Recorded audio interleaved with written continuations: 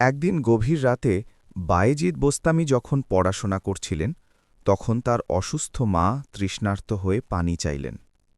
বায়েজিদ তৎক্ষণাৎ পানির কলসির কাছে গিয়ে দেখলেন তাতে এক ফোঁটা পানিও নেই। সেই মধ্যরাতে আশেপাশে কোথাও পানি পাওয়া সহজ ছিল না, কিন্তু মায়ের তৃষ্ণা মেটাতে তিনি কলসি নিয়ে ঘর থেকে বেরিয়ে পড়লেন এবং বেশ দূরের এক ঝর্ণা বা কুঁয়ো থেকে পানি নিয়ে আসলেন।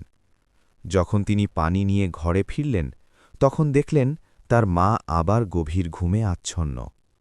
বায়েজিদ ভাবলেন, মাকে জাগালে তার ঘুমের ব্যাঘাত হবে, আবার যদি পানি না দিয়ে ঘুমিয়ে পড়ি তবে মা জেগে পানি না পেলে কষ্ট পাবেন। এই চিন্তা থেকে তিনি পানির গ্লাস হাতে নিয়ে মায়ের মাথার পাশে ঠাঁই দাঁড়িয়ে রইলেন। কনকনে শীতের রাত ছিল সেটি। প্রচণ্ড ঠান্ডায় তার হাত জমে আসছিল, কিন্তু তিনি গ্লাসটি নামিয়ে রাখেননি। ভোরবেলা যখন মায়ের ঘুম ভাঙল তিনি দেখলেন তার ছেলে গ্লাস হাতে দাঁড়িয়ে আছে।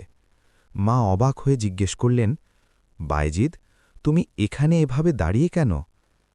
বায়েজিদ বিনয়ের সাথে উত্তর দিলেন, মা, আপনি পানি চেয়েছিলেন, আমি পানি আনতে গিয়েছিলাম।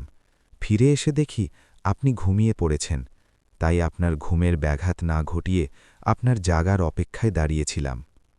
ছেলের এই অসামান্য ভালোবাসা ও ভক্তি দেখে মা আবেগাপ্লুত হয়ে পড়লেন।